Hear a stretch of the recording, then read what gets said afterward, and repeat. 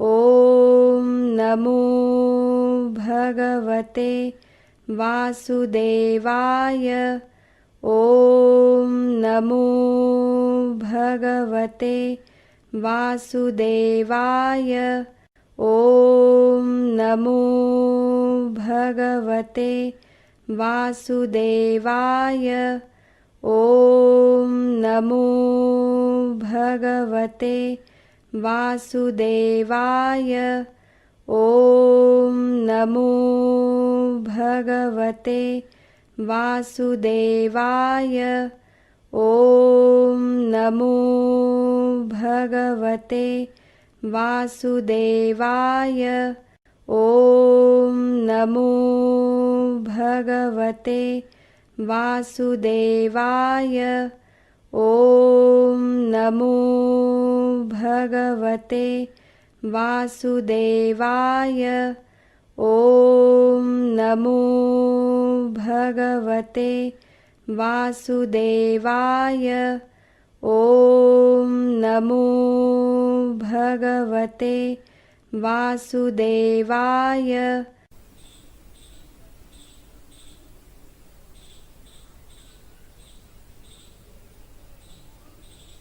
नामजप का समय पूर्ण हुआ है। आज के सत्संग के अंत में हम भगवान श्री कृष्ण जी तथा सनातन संस्था के संस्थापक परात्पर गुरु डॉक्टर जयंत आठवले जी के चरणों में कृतज्ञता व्यक्त करेंगे।